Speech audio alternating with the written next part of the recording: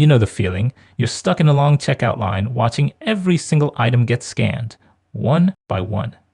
But what if AI could just see it all instantly? Today, we're going to dive into a new technology that's trying to do exactly that.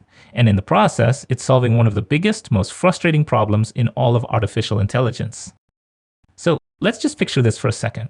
Imagine a checkout with no cashier, no fumbling for barcodes. You just place your items down, a camera sees everything at once, and boom, you're ready to pay. This is the big vision of a truly smart, unmanned checkout, and it's actually a lot closer than you might think. The researchers behind this new tech, they put the promise out there very, very clearly. In fact, I'm just going to read this directly from their paper. Imagine that we have an unmanned cashier. With the power of automatic checkout and capable of handling non-barcode products, we save time, we save energy, we save money. I mean, that's the dream, right? Okay, so it sounds like a total game changer for how we shop, but this immediately brings up a pretty big question. Yeah, if this is so amazing, why isn't it in every store already? What's the holdup? Well, the answer, it turns out, lies in this deep, really frustrating flaw in how most AI models actually learn. The culprit has a name that sounds just as dramatic as the problem it causes: catastrophic forgetting. And yeah, it sounds bad. And for an AI system trying to work in the real world, it is an absolute deal breaker. So let's break down what this term actually means and why it's been such a massive roadblock for cool technologies like a smart checkout. Okay, so catastrophic forgetting is pretty much exactly what it sounds like. When you teach a standard AI model something new, its internal wiring gets so jumbled up that it just completely overwrites and forgets what it learned before. It's kind of like learning to play the guitar, and then suddenly you've forgotten how to ride a bike. For any system that needs to adapt and learn new things, it's a total disaster. And this slide right here perfectly illustrates how this nightmare plays out in a real store. So imagine you've trained your checkout AI on 1,000 different products. It's working great, but then a new brand of cereal shows up. With the old way, you can't just teach the AI about that one new item. Oh no, you have to retrain the entire model on all 1,001 products, all over again, from scratch. For a business with new stuff arriving every week, that is just impossibly slow and expensive. But what if there was a way to teach an AI new things without triggering this catastrophic amnesia? Well, this is where the hero of our story comes in, a new framework designed specifically to beat this problem.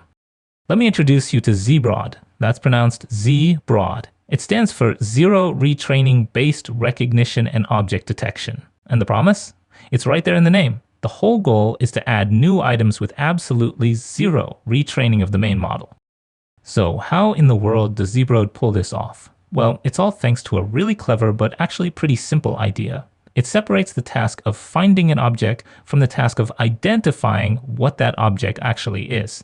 This two-step approach, it changes everything. Okay, so how does this two-stage process work under the hood?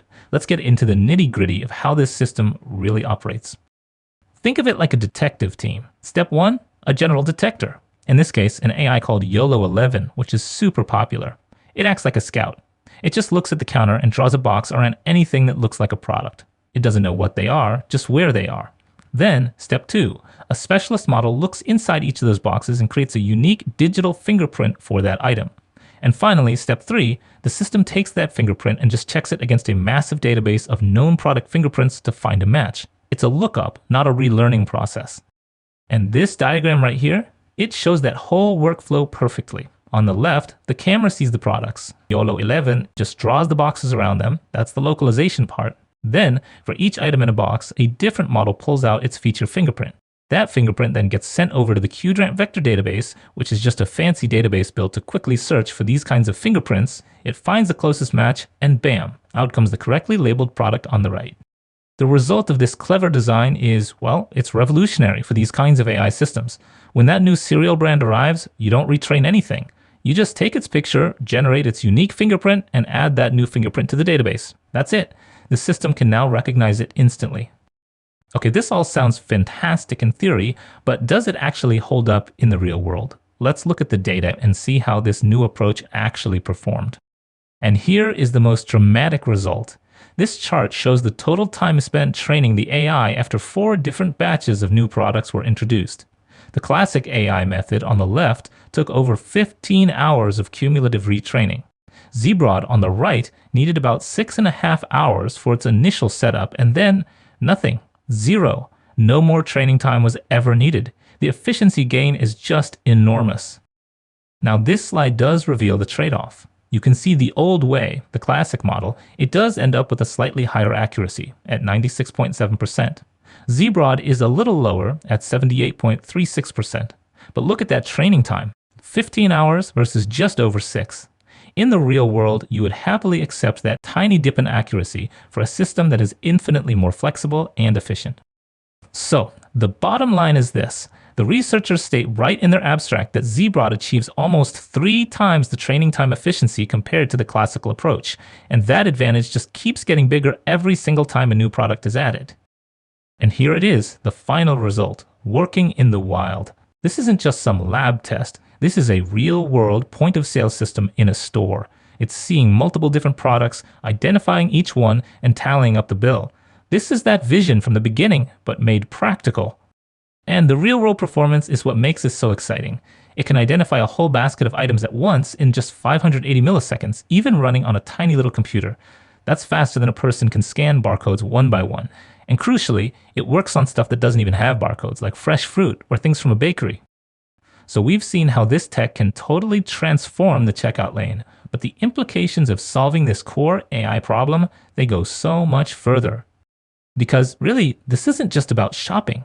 It's about overcoming catastrophic forgetting. This is a huge step toward building AI that can learn continuously from the world, like we do, without needing to be completely retaught from scratch every time it sees something new. This is about making AI that is truly flexible and can actually scale. And that leaves us with a really fascinating, kind of provocative question to think about. If we've built an AI that no longer forgets, what else is it capable of learning next?